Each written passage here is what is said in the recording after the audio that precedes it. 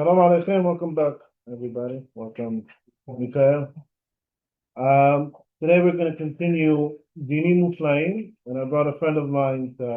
He's going to help us go deep into the Talmud to demonstrate what Dinim Muflaim is. This is my friend Hacham Mordechai.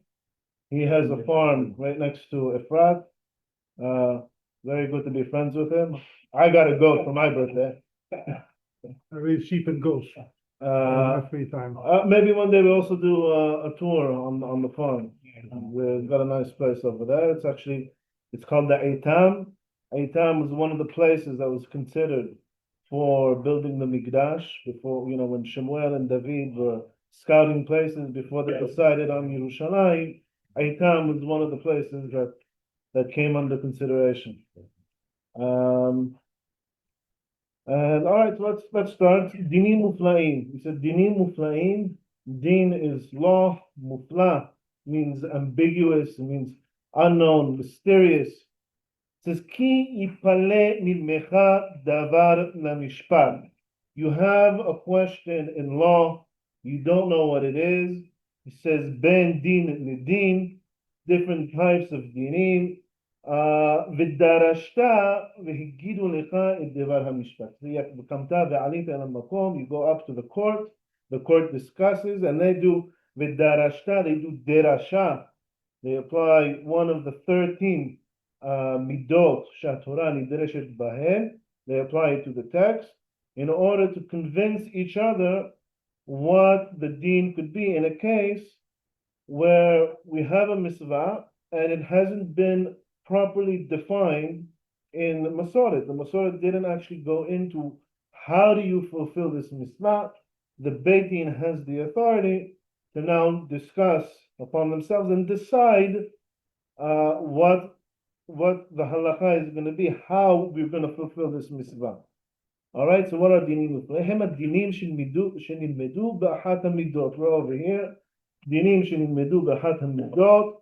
ובהם נופלת מחלוקת כמו שאמרנו, so there could be disputes among these dinim because now the חכמים need to discuss, they could have a מחלוקת, ונפסק בהם הדין כדעת הרוב לפי הכללים, and they have a discussion, they try to convince each other, and if they don't convince each other, then they have a vote, and they go according to the majority vote. במה דברים אמורים שהדבר שקול, ולכן אומרים אם הלכה נקבל ואם לדין יש תשובה.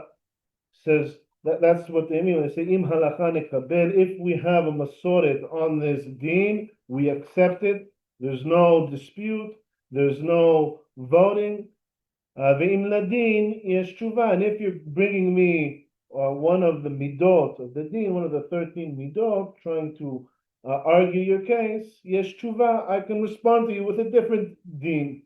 With a different din, a different one of the midot. All right? ולא תיפול מחלוקת ומשא ומתן, אלא בכל מה שלא שמענו בו קבלה.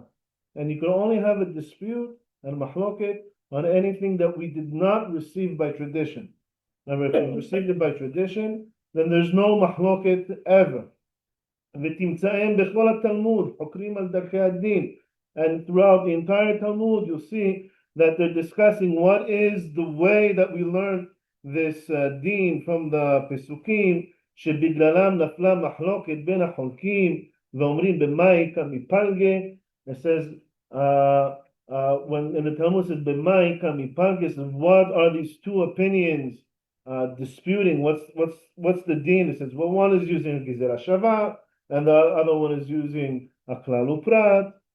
What's the reasoning of one rabbi against another? Or what is between them? What is their discussion? All right. Beit Din HaGadol shedarshu be'achat hamidot. Right. Beit Din HaGadol, the Supreme Court, they're sitting. They receive a law. They receive a question, and now they need to discuss it. כפי מה שנראה בעיניהם שהדין כך. Right. So they do a dirasha according to what they think. ודנו דין ועמד אחריהם בדין אחר. And then they published their Pesach, they published their Halakha, and now a later Beit Din comes, and they're going to discuss this same question. And they see a different reasoning, and they want to go against the previous Beit Din's ruling. They have permission to do so. They're not required to accept the ruling of a previous Beit Din, or they have, more correctly, they have the right to reinterpret the mitzvah as that Beit Din sees fit, even if it's contradictory to a previous Beit Din's ruling. You follow the judge of that generation, of that day. You only need to follow the ruling of the Beit Din of your generation. They're the ones with the authority. And of course, until another Beit Din reinterprets the law. This is one of the authorities of the Beit Din when it comes to a Din Mufla, an ambiguous mitzvah that hasn't been fully defined. It hasn't been fully defined so that the Beit Din, based on its generation, its needs of its community, can interpret. They have the authority to interpret the mitzvah as they see fit. All right, that is in general what a Din Mufla is. Any questions before we pass the class to Mordechai? I have questions. You have the answer too? Probably part of it. Okay, guys. So again, I'm Mordechai. Sami and myself have been friends for how long? 5 years, 6 years, 4 years. That's it for you. 4 years. I was at a barbecue at his house, and I saw books on the kitchen. I realized that we're kindred spirits, and we've been very close since then. And one of the things that we share is this understanding of this extremely important concept of Dinim Mufla. Got it, just fine.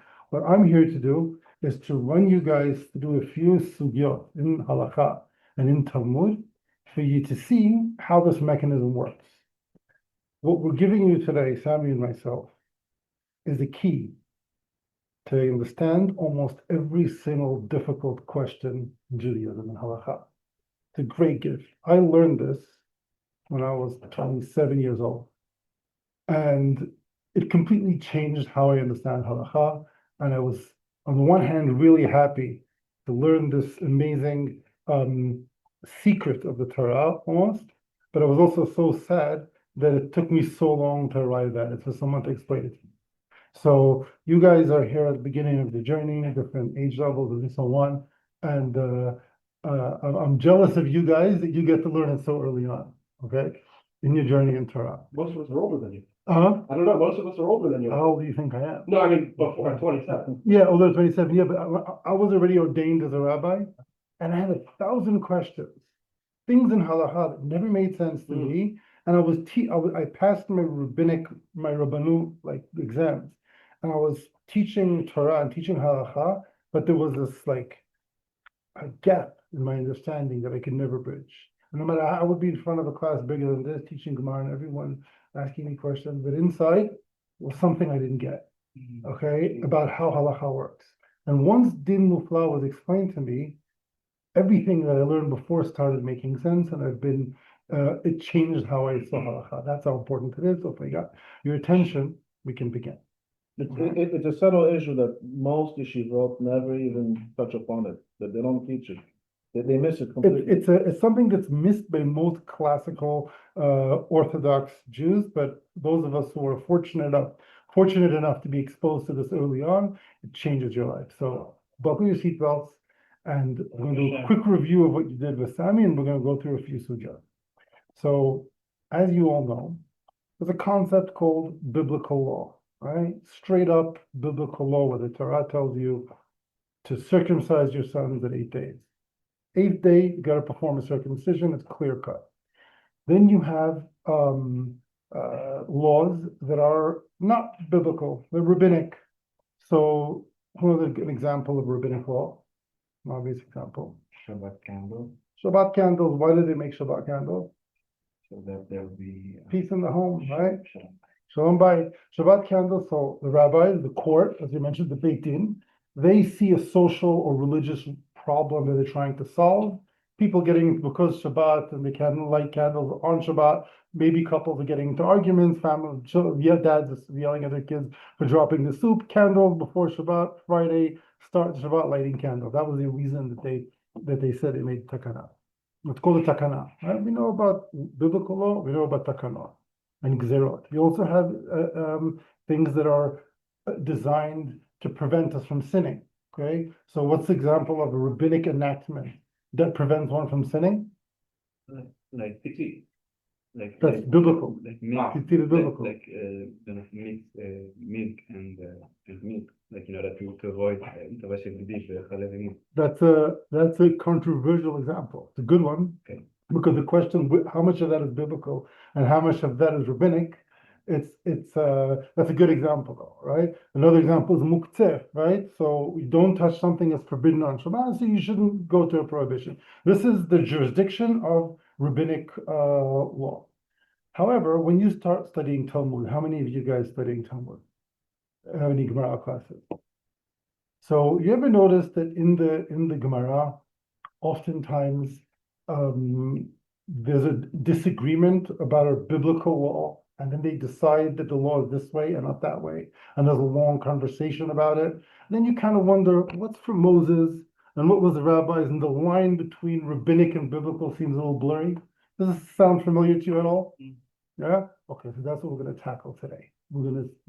I'll give you the answer first, and then we're going to go through examples. According to the Geonim, according to Rambam, and in their interpretation of Talmudic jurisprudence, Talmudic law, how the Talmud works, this is very different from any other religion and any other legal system, even secular legal system. I'll explain. Every legal system has like the book where the laws are kept. There's like the official, this is the law of the land or the law of God, and so on. And then you have people that interpret the law, right? But if you're like most religions, you can only interpret the law exactly as it's written, right? So lahavdil ben atameh v'atahor, if you're a Muslim, so there's a Sharia, there's a law in the Quran and the story that the Prophet, and so you have to do exactly what's there. There's no room. If the Prophet did something, you can say that it's illegal because if he did it, it's perfect. Our concept of revelation is different. We have Abraham giving milk and meat to the angels, and it's still forbidden in the non-Jewish mind and other religious perspective. That would be impossible to understand. What do you mean? If Abraham did it, then it has to be okay. How could you later say that Abraham wasn't okay? But it's not what the rabbis are doing. They're making an enactment and saying from now on, we're not doing it this way. Now, within rabbinic biblical law, I gave you one example. I think tzitzit was an example. What was the other example? We used circumcision, right? Some of the laws are kind of vague. That's where the word mufla, what Hacham Mordechai was mentioning. It was mufla means it's ambiguous. The law isn't specified exactly what the law is. And then what happens usually in, let's say, Christian sects, so you have, everyone reads the Bible differently and you have 1,000 different sects, right?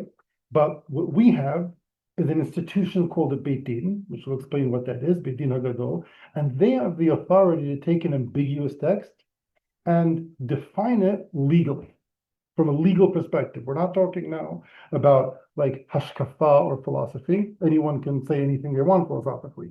But when it comes to legal text, there's a group of people that convene, that they're this intellectual and spiritual elite of the people. They discuss the subject, they vote on it, and they decide how the law is going to be applied. Okay? That is the heart of Din Mufla. It's the heart of Torah Sheba'al Peh. If you understand this, every sugya in Gemara is going to be easy. If you don't understand this, every sugya is going to be hard. Okay? And we're going to see a few examples in the Talmud. Before we do that, maybe we'll read a few parts of Rambam together. Okay? Any questions so far about what I said? Any questions so far? Nope. All right. So take this page that says on an ambiguous law that has English on it. And before we start the Talmud, turn to the back side of the page where it says Rambam Sefer HaMitzvot Shoresh 2, the second one on the page in Hebrew. Here. Shoresh 2, we'll start with that. So over here, this is a quote from Rambam Sefer HaMitzvot. Sefer HaMitzvot is a book where Rambam anthologizes and gathers all of the mitzvot in the 613 commandments, explains what they are, what belongs in the list, what doesn't belong in the list. And before he does that, he gives you these 14 meta principles of how the Torah works. And this is one of those meta principles, which we're going to read now. Okay? Kvar bi'arnu, I've already explained, this is the Rambam talking, b'ptichat chibureru b'pirush HaMishnah, which Sami read earlier in Pirush HaMishnah, Sherov dinei HaTorah yatzu b'shlosha esrei midot she'Torah nidreshet behem. So most of the laws of the Torah, the practical laws of the Torah as we Jews keep them, they are generated from these 13 hermeneutical principles. You've heard of the 13 principles? It can be confusing. There's 13 principles of faith, and there's also 13 principles of how you generate law or how you express law in the Torah. Okay, from the Torah. We're talking about the latter, not the faith principles, which are also important. We're talking here about the legal principles. Right? So if you study the Talmud, you'll notice most of the laws of the Talmud, maybe 90%, maybe 85, 95, I'm not sure exactly. Most of the laws in the Talmud are connected to one of the 13 principles, a Kal V'chomer or a Hekesh, and we're going to do a few examples of those. All right? What we saw in a previous class on Halakha and Moshe Mishinah is basically almost all the laws except for like the 30 that they couldn't tie back using the Yud Gimel Midot, even if it was a biblical law. And even if there was Masoret on it, they still used one of the Yud Gimel Midot to tie it to the text. So we see here that יצאו ב-13 מידות שהתורה נדרשת בהן, ושהדין היוצא במעידם אותן המידות, the law that you generate from one of these principles, הנה פעמים תיפול בו המחלוקת, ושיש שם דינים, הן פירושים מקובלים ממשה, אין מחלוקת בהם, אבל הם מביאים ראיה עליהם ב-13 מידות, כי מחוכמת הכתוב, שהוא אפשר שימצא בו רמז מורה על הפירוש שהוא המקובל או ההיקש יורה עליו. I'll explain this Hebrew translation. It's translated from Arabic, so it's a little cumbersome.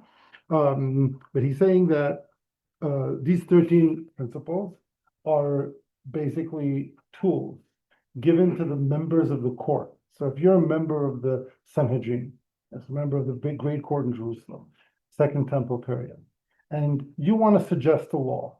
So in the Knesset or in Congress, there's a procedure how you suggest a law. What's the procedure? You make a vote and pass it to the speaker. There's some sort of procedure in every legal system. Our procedure is you have 13 hermeneutical principles. You have to make the case using a verse of the Torah. It doesn't have to be exactly what the verse says, but those are the tools you use to make your case. And if someone wants to disagree with you, they have to have the rule, they have to attack you based on the rules of these 13 principles. So this way the discussions was kept according to a very specific format, which is why when you study Talmud, for those of us who are lucky enough to study Talmud, you'll see a similar format repeating all the time. So there's all these legal discussions are all going along the same strange format. And Maimonides says it's not that strange. It's just the culture of that time. There are 13 principles of how arguments are made and how they're refuted, and every discussion has to go through one of these principles. Right? And when that happens, right, he brings a couple of examples. He goes, you have some of them as a hekesh, which we're going to see what exactly that is, and kal v'chomer, and so on. By the dot. וכשיהיה זה כן, הנה לא כל מה שנמצא לחכמים שהוציאו בהיקש מ-13 מידות נאמר שהוא נאמר למשה מסיני, ולא גם כן נאמר בכל מה שימצא בתלמוד שיסמכו על אחת מ-13 מידות שהוא דרבנן. He says, if you have one of these 13 principles, is it biblical or is it rabbinic? What do you think? If you're generating law from the principles we discussed. It's rabbinic. You think it's rabbinic? Does anyone agree? Does anyone disagree? because it is, on the one hand, it's rabbinic, right? Yeah, but yeah, on the other hand. But on the other hand, we're using a verse and we're generating it from the verses. So is the status of that law going to be rabbinic or biblical? What's the difference, by the way? Is there a difference in rabbinic and biblical law status-wise? Not many differences. There's two differences. If you violate a rabbinic law, it's the penalty. What? Stripes. Yeah, you get stripes if the court wants to do so. If you violate a biblical law, you have to bring a sacrifice, right? Or if you're safek, you're in doubt. If it's a biblical law, you have to be stringent. If it's rabbinic law, you don't have to be stringent. So otherwise, there are not much differences, but the difference between the two. So what he's saying is something interesting. So on the one hand, you don't know if it's biblical or rabbinic unless they tell you. The court itself decides, or they're the ones who have the authority to tell us if it's rabbinic or biblical. So they can use one of the 13 hermeneutical principles and say that this is how we're interpreting the original text. It's a little bit of a strange idea compared to other legal systems, definitely compared to other religions, but this is what is unique about us. You know, not to go on too much of a tangent, but like in the Song of Songs, it starts with "Ishakeni minishikot pihu ki tovim dodecha miyayin," right? So it's an allusion to kissing on the mouth. And the Midrash says, what's this deal? Why are you starting this book, this strange love song about kissing on the mouth? How is this relevant? And the Midrash and Shir Shifim says something, the same rabbis who wrote the Talmud. They said, what's the difference between kissing someone on the forehead and kissing someone on the mouth? It says, there's always someone who gives the kiss and someone who receives the kiss, right? Kissing on the mouth there's two sides to the coin. They're both active in this act of love, right? The Torah Sheba'al Peh, it's almost like we're getting a kiss from the divine. We partake, we the nation of Israel, through the Beit Din, we partake in how the Torah is going to be applied. Okay? And therefore, when the Chachamim tell you that we're using one of these principles, and they tell you that it's Doraita, that it's biblical, then it's biblical. And that solves most of the difficult things in the Talmud you're going to come across. And we're going to do a few examples. All right. And any questions so far? But what we didn't so far? In which sense? I mean, it's biblical because the Torah does not say, okay, there's Shemidot, okay, you have to interpret the Torah in this way. I mean, there's a rabbi that says, okay, Gzera Shavai, Kavachomer, but there's not a pasuk that, okay, we have to be. The pasuk doesn't tell you about the principles, no. Yeah. But what the pasuk does say, I'll tell you how it's biblical.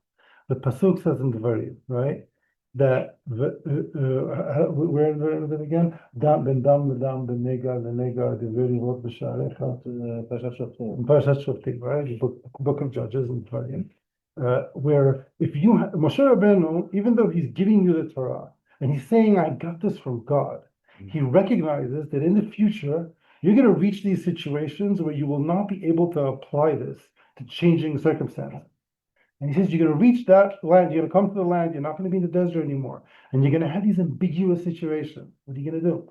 You're going to go to the judge of those times. And those judges, they rule by majority. And they have to be duly constituted. And they're going to explain to you how to do it. Now, he didn't mention the 13 principles, and it's something that the rabbis claim, or Rambam himself, they're considered Halakha Moshe Sinai. But it's not, the principles themselves are not necessarily from Sinai, but it's the Beit Din, it's the Supreme Court, it's the contemporary judges of that time that basically have the authority to define how the Torah is going to be applied. And they chose at some point during the Second Temple period to use these 13 principles. There were also other previous iterations where they had 32 principles. It's not exactly 13, we're using it as a simplified number, but that's man-made. What's divine is the written Torah, is the inspiration from Moshe Rabbeinu, and the authority that Moshe Rabbeinu gives from himself to successive generations of Supreme Court, so to speak, of Beti Din. Okay, so that's let's do one example. Sami told me you guys studying Kiddushin, right? Some of you studying Masechet Kiddushin? I had a class on Kicha. You had a class on Kicha, so that's you know what I'm talking about? The laws of marriage? Mm-hmm. Okay, so that's a good example of a Din Mufla. We're going to do it because you're familiar with it. All right? Let's start from the bottom where it says Talmud Kiddushin Bet. You also have the English translation of the Aramaic, so you don't have to rely on my long-winded explanation. Everyone look inside, please. So this specifically I don't know. This You don't one have it? specifically no. Okay, so you're gonna have to trust me then.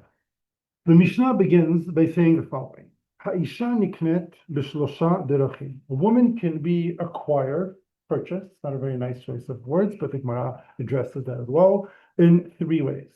The kona et atzma, and she can buy her freedom, buy herself back in b'shnei derachim in 2 ways.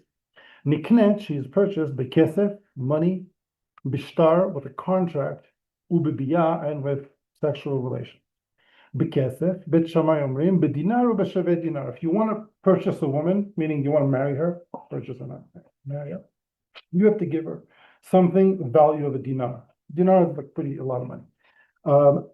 Bet hillel omrim, nah, dinar is too much. To make that the minimum, even a pruta, which is a small amount, that also would be legitimate amount to use to acquire a woman, right?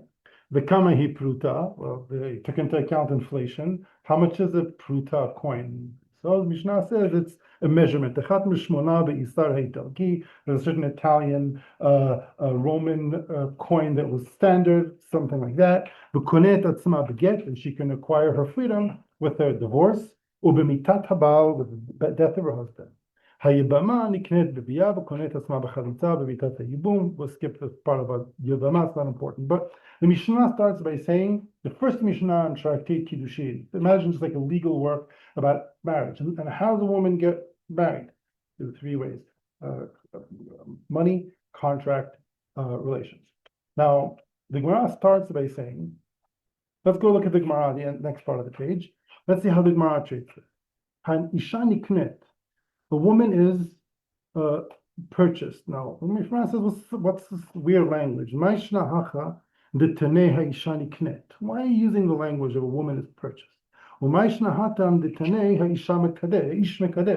don't you use like a more noble language of a man will betroth the woman? What do you mean a woman gets purchased? So the Gemara explains,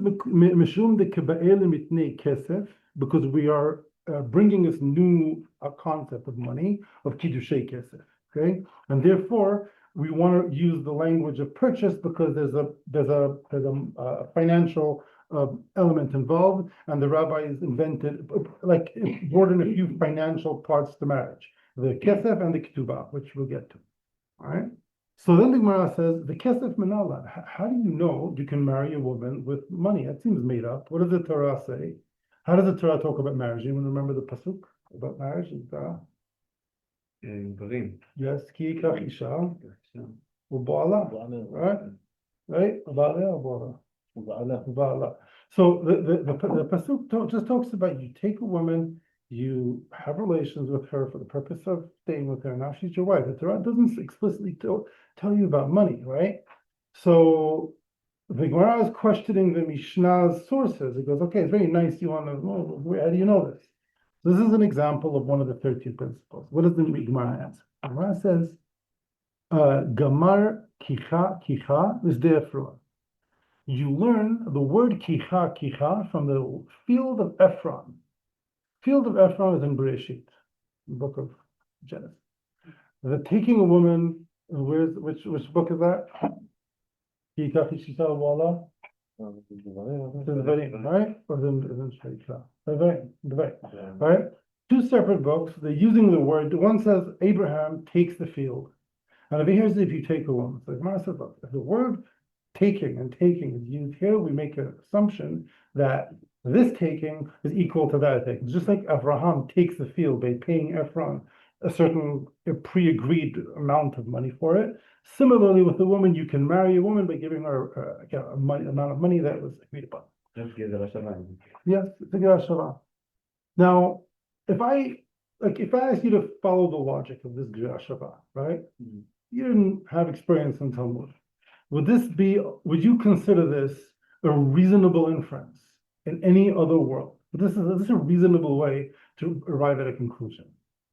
There's one word that's similar in 2 completely unrelated texts in the Torah. Is that a reason to say that they're both the same in some other way? when I learned this the first time, I was like 13, 14 in yeshiva, and I had to suspend disbelief for a minute. Obviously, when the pasuk in Genesis in Bereshit is talking about taking a field, he's not talking about taking a woman. And the pasuk can take, but I trust the rabbis that they know what they're doing. I just went on faith over here. Okay. However, we're going to see now how Rambam sees this. Okay. There's two ways of reading this Gemara and every single other Gemara you're going to ever study. One way is to say this is an honest analysis of the meaning of the text. The rabbis now analyze the text. It says you take a woman, taking a woman, and it says taking a field, and over there is money. But this is how a text is to be read, and you can continue to read every Talmudic passage that way. And that's how I was taught when I was a kid. What Rambam is telling you is that there's a difference between prescriptive and descriptive. This is something you could write down. What's the difference between prescriptive and descriptive? Am I describing the literal meaning of the pasuk, or am I prescribing for you how you're going to apply the pasuk? Two completely different things. He is not, according to Rambam and the Geonim, the rabbis in the Gemara, are not telling you that taking a woman meant money in the time of Moshe Rabbeinu. They're not describing the actual meaning, the syntax, the grammar. They're not explaining out what the pasuk meant. They're explaining to you how we're going to read the pasuk legally. From now on, if you want to marry a woman, we don't want any more kiddushei bi'ah. We don't want people doing that anymore for whatever, there's reasons for it. We want kiddushei kesef. Okay, so we're prescribing for you that from now on you're going to marry a woman. You're going to be able to do it through kesef, and that's going to be the exclusive way of doing it. Right? The perush is Halakhic. It has biblical status. Yeah. If that woman, God forbid, she gets married, she gets the ring, which is kiddushei kesef, she gets something of value, and they don't consummate their marriage, and she goes and she, God forbid, cheats on her husband, she's considered an adulterer. She can say, well, I'm not an adulterer, we didn't do kiddushei bi'ah, we didn't biblically get married, it's rabbinic marriage. No, it's biblical marriage. Why? Because the rabbis have the authority to define what kicha is going to mean from a legal perspective. By the way, if it was descriptive and not prescriptive, then any other instance of kicha that you would come by in the Tanakh Would have to be money. it would either have to be money, or if in that case we're talking about kicha through some other means, then you'd have to say, oh, then I guess a woman could be acquired in that way as well. Yeah. And the Chachamim never prescribed that. They prescribed there's three ways to acquire a woman. And all three don't need to happen at the same time. No, the three separate ways. It's one of Three options. one of Doesn't that contradict the idea of you can't lay with a woman outside bloodline? Because technically, Until marriage. until marriage. Yeah. But how do you marry her unless you have relations with her? So You can have relations with the her. way it was done in the desert time was there were desert people that were less socially awkward as we are today. So you would lie with a woman for the purpose of making her your wife. Ah. And that act itself is an act of marriage and betrothal. It's very, very old school, right? And by doing, and it was done at the wedding ceremony, people wouldn't watch, but people would know. So you go into a room, they're dancing at the party and everything. Now you go in, we assume that you're doing what it is you're doing with your wife, and from now on, she's yours and no one else's, and she's your wife. That's the original biblical form of marriage. Now the rabbis didn't like this, not for the obvious reasons, as many of us think. They didn't want public displays of affection to an extreme degree. It more had to do with the fact that people were moving to cities. And when people lived in large cities, they were traveling. Sometimes men would disappear; they wouldn't be able to give a get. And like we have today, agunot, if you've heard of that, if a guy didn't give a divorce, the woman's chained, right? So by making kiddushei kesef, that was just when you make the wedding vow. You remember Kedat Moshe b'Yisrael. You're making a condition that the Din, that the court proves of this union. So if you disappear or you don't want to give a get and no one finds you, the rabbis can dissolve your marriage. But if you had a biblical marriage, the rabbis can't dissolve it. So it was done, part of the reason for it was so they can have a more modern form of marriage so that women shouldn't be stuck. That was part of the reason. They also didn't like public displays of sexual activity. There was also something that happens when you move to cities. Your sensibilities are a little more than if you live in the desert and villages. So that's kind of the history of this law. What's important for you to understand is that you see the rabbis here are responding to human social need. They're using tools that they're allowed to use. They have the power to use those tools to redefine an ambiguous biblical commandment. So that's the example. Let's see a little bit of Rambam's explanation of this law in the left side of the page, where it says Rambam Hilchot Ishut A2-3. Anyone want to read this? Do you have any volunteers? Yeah. ולקוחין אלו. ולקוחין אלו מצוות עשה של תורה הם. ובאחד משלושה דברים אלו האישה נקנית. בכסף, ובשטר, ובביאה. בביאה ובשטר מהתורה.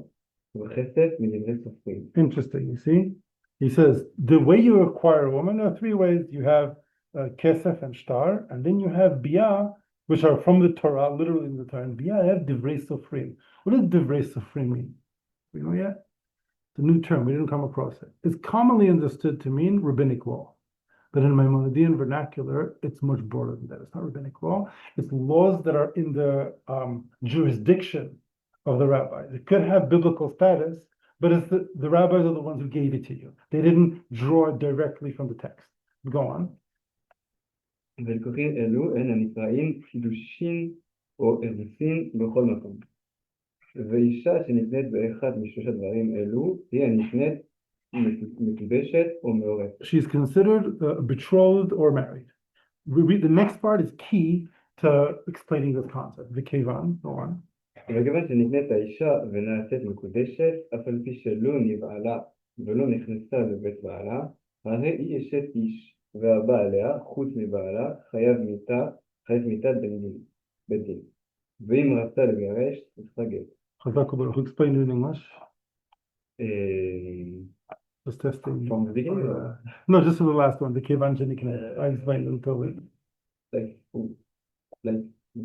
וכיוון שנקנית האישה. Like when you get a wife and like it's your wife. She's betrothed to no one you. else can take her, and if you don't want it, want to divorce, you have to give her a get. But there's one important point he's saying. Look at it again. We just described three forms of marriage, right? Three marriage ceremonies, right? We spoke about kesef, money, shtar, contract, biyah, right? Relations. He tells you the second two, I mean, are biblical. Shtar and biyah are d'oraita. The first one is midivrei sofrim.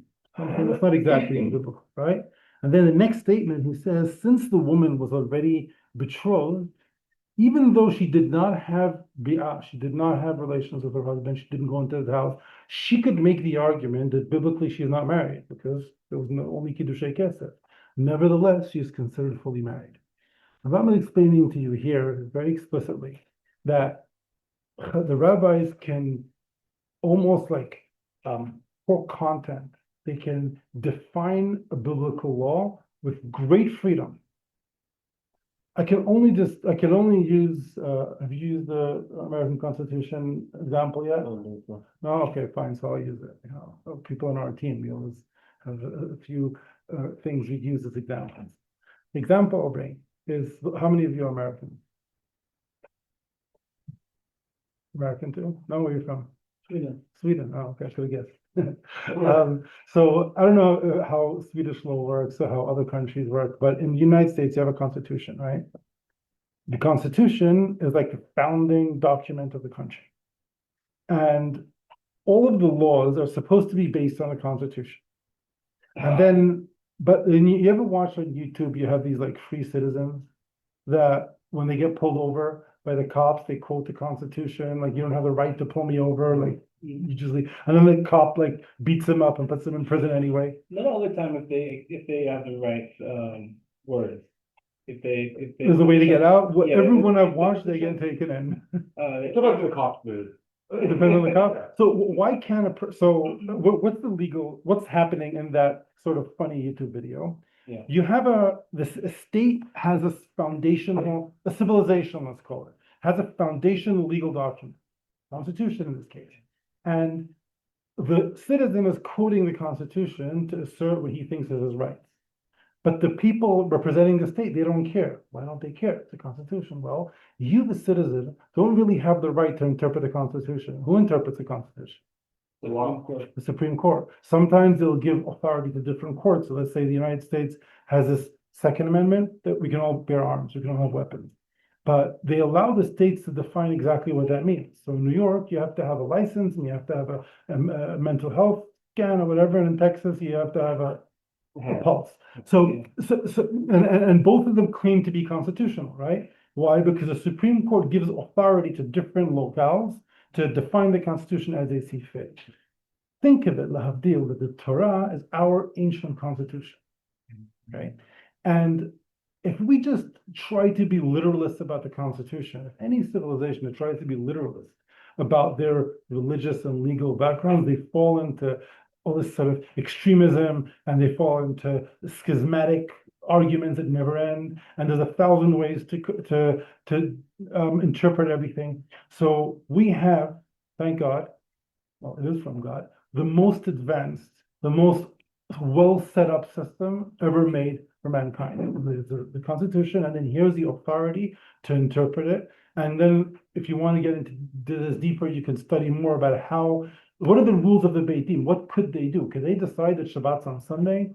Can they decide to move the circumcision to the 7th day or the 9th day? Like how much at the beginning it could seem like you can do everything, but no, they can't do everything. There are, we call it Gvulot Gizra. There's an Overton window of what they can do. And not all laws can they interpret, and they're not allowed to interpret it the opposite of its real meaning. That being said, they have an enormous amount of freedom to interpret it within that window, and that's what makes the Torah both so interactive and beautiful. That makes our relationship with God a real relationship. That's where the relationship lives. It also makes the Torah eternal. The eternality of it is not because it was given once by a prophet and it's always true exactly the way the prophet said. No, it's eternal because we have the mechanism to keep it current in every generation. That's the secret of the Din Mufla. If you understood this and you delve into it, you'll see this in every sugya, and it will help you understand the whole Torah Kula. I wish you all. We have more time. I've been more done. Oh, good. Slicha. That's the Rambam's. Slicha, I have a question. Yes. Naimad. Shalom from Panama. Question: where did this system comes from itself? The 13 numerical principles. Exactly. So that's a good question. And how can we trust them so much without being disrespectful? Like, it sounds amazing and it's really beautiful explanation. Thank you. But then the source we want to trust so much as well, right? So it's again, the principles themselves, Ricardo, they're not magic. It's not like the principles, they serve to define what the pasuk meant. All the principles they are a currency through which you can suggest laws and suggest enactments and suggest definitions of biblical law. So when you have like like I'll give you an example. One of the most important laws of the Torah is very ambiguous. It's a beautiful verse. Every single religion has adopted it. You will serve your God with your heart, with your soul, with everything you have. This devotional idea. And but like literally, what does that mean? How do you define this Avodat Hashem? How do you serve God? So it could be that when Moses made this statement, it meant something very obvious to people. You're being a sacrifice and you meditate and you think about God. And once a day you pray. It meant something. At some point, the great court, the rabbis, they got together and they saw there's spiritual decline in the nation. We need a formalized prayer. So they convened. They used the principles, but what really stood behind it is the need to formalize a way that everyone can pray together. So they formalized the two prayers, Shacharit and Mincha, based on the temple sacrifice. They used these principles, and now this is how we tell you you're going to apply this kind of injunction, this direction that the Torah gives you to worship God with all your heart. How are you going to do it? By these two prayers a day. Before they made that enactment, you did it however you chose to do it, but they saw a reason to formalize it. Now, what you're trusting here is not the principles, and it's not even the court that you're trusting. You are trusting the collective soul of the Jewish nation that polices itself and its relationship with God through changing times in the generations to come. So I don't know if we have enough time to get at this today, but if you look at, let's say, the Tractate Sanhedrin and Tractate Harayot, it talks about how the court is convened. And it's convened basically by having an open session where everyone's invited to apply. And the highest caliber Talmidei Chachamim who have Misorah, going back to Moshe Rabbeinu, who've mastered the Torah that we've studied, and are intelligent and educated and speak multiple languages and have a broad view. The Masechet really tells you what the requirements are to be a member of that court. And when they hold session, it has to be an open plenary session where there's a vote and there's no pressure. The Din, the Av Beit Din, votes last so that everyone can express their opinion fully. And if someone's opinion is suppressed or censored, then the vote doesn't count and the law doesn't pass. So it has to be completely open. And so many rules that were set up so that this system should produce the best. There's a whole system of checks and balances, like another whole course, which we're not going to get into today. But what you're trusting is not the principles per se. The principle is just a currency of how an argument is made. You're trusting like I said, the collective decision of the nation of Israel through its spiritual and intellectual elites. And the fact that God gave that power to Am Gave Israel. that power to Moses, who set this up in the first place when he gave the Torah. He's the only prophet in history to understand that even though he's a prophet, okay, maybe the other prophets weren't real prophets, but I'm not going there. He's the only recorded prophet in history who understood that times will change and this is not going to fit. What I'm saying will not be able to be literal because the world's going to go mad. There's no other prophet that figured that out besides for Moses, and he sets that up in Deuteronomy. That's what the whole book of Deuteronomy is basically about. Let's discuss everything we studied in the desert for 40 years, and let's see how you guys are going to carry this into the promised land, into 2 exiles thousands of years from now. And this is the mechanism he gave us to keep it current. Toda. Yes. Yeah. All right. So we have a few more. So there are a couple of mitzvot, as we saw with Ki Kach Ish Isha, right?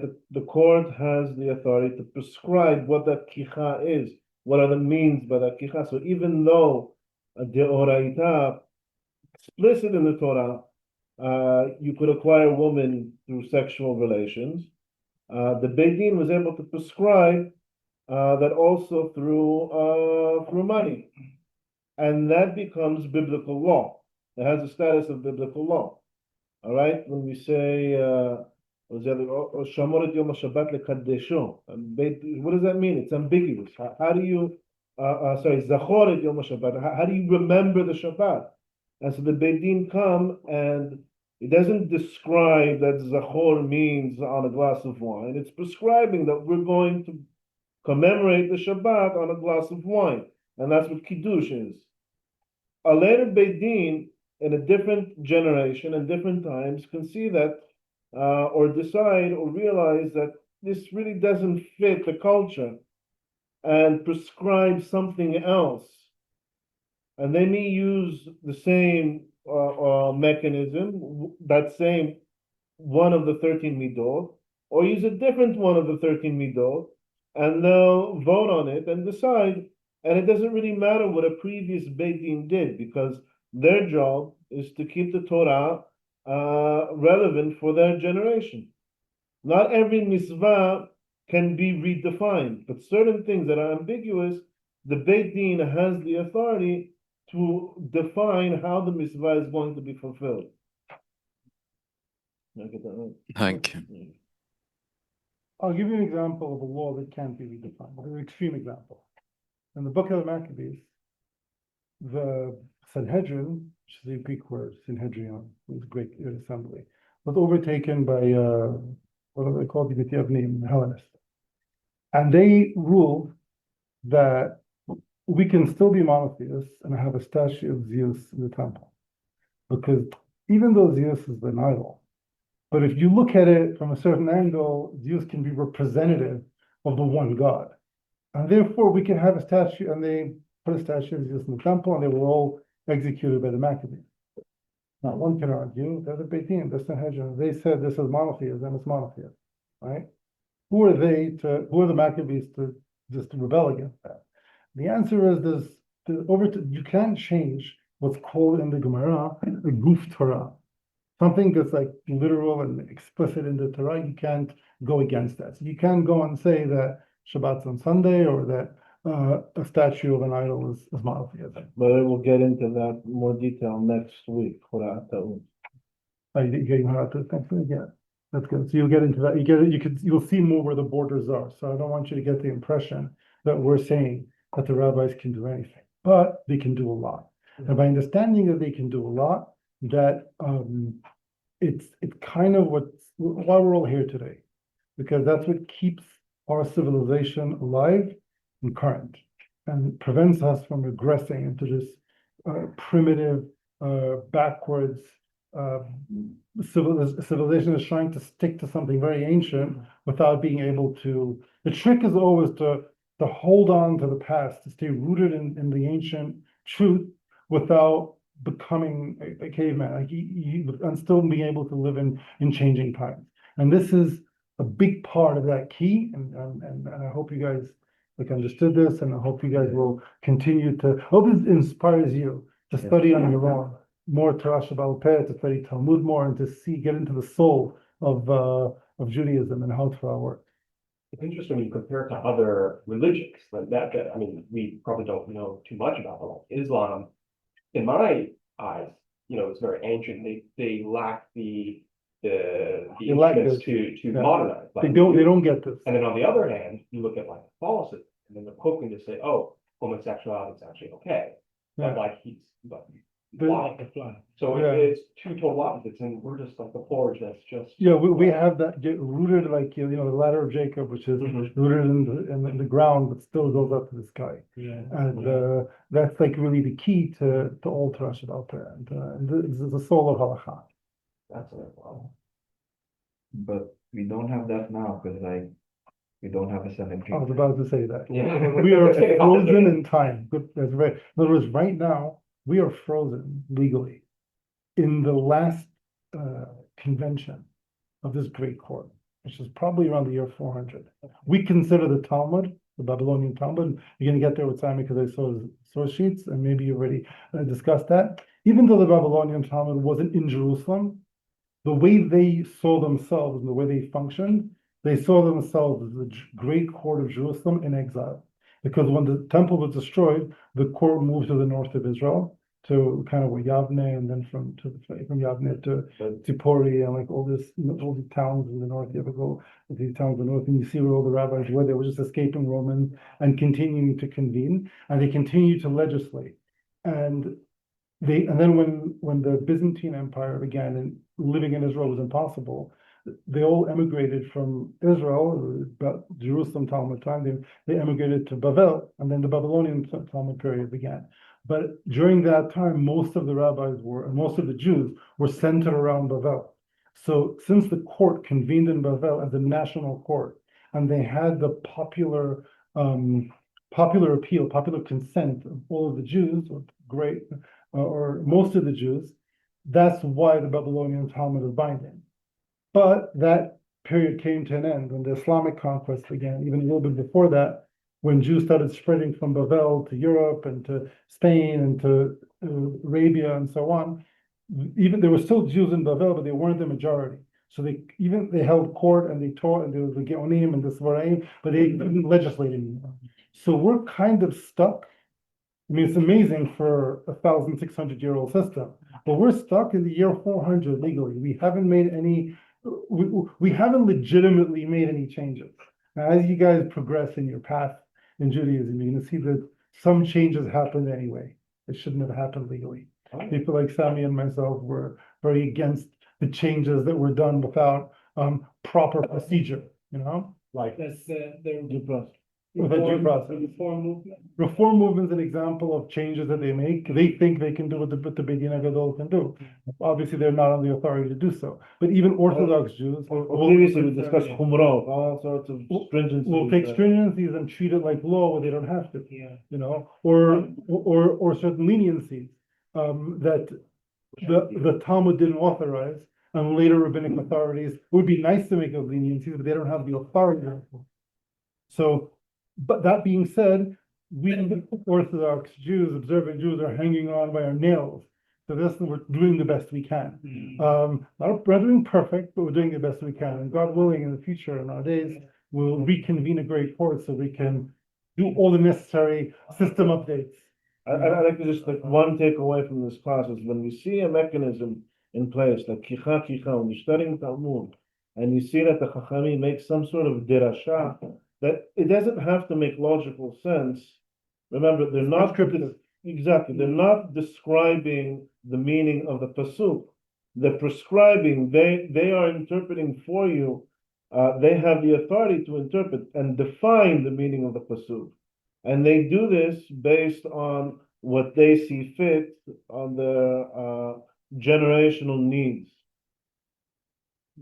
So once we are able to discern whether it's a law, rabbinical or biblical law or requirement is prescriptive or descriptive. Here it could still be biblical. Yeah. They're prescribing the meaning of the biblical law.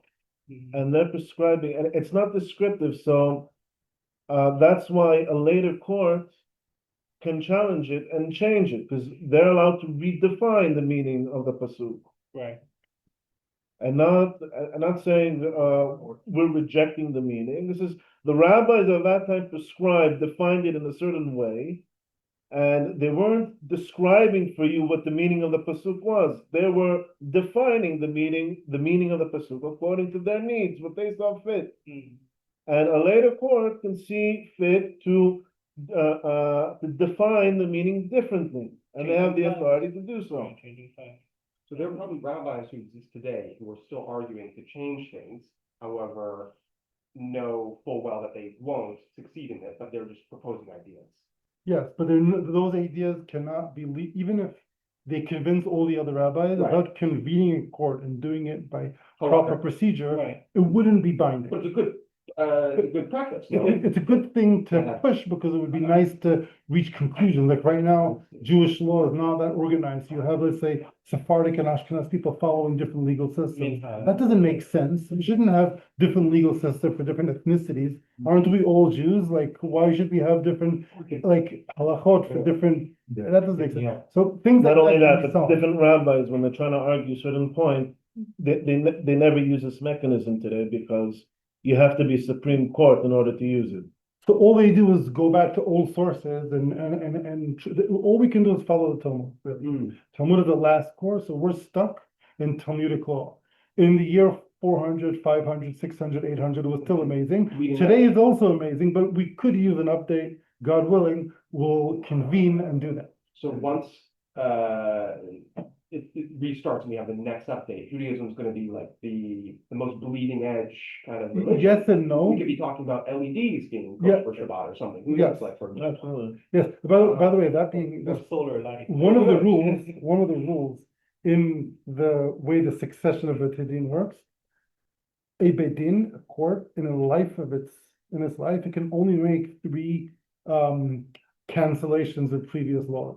fair. Because if you do more than that, so think about the intelligence of things. If you do more, what? Sorry. If you do more than 3, then you change so fast that we're not rooted in our past anymore. So maybe a good idea to get rid of 50 laws that don't make sense, but the change will happen so fast that we'll lose touch with our roots. But at least they can get rid of it. Yes. Because America is really good at prescribing laws and more laws and more laws and more taxes, but they never get rid of them. Although, So it's just a huge sort of overbloated mess. yeah, it's It's interesting. rough. And What is missing? You also redefine and you change a lot. Rate of a Beit Din so will.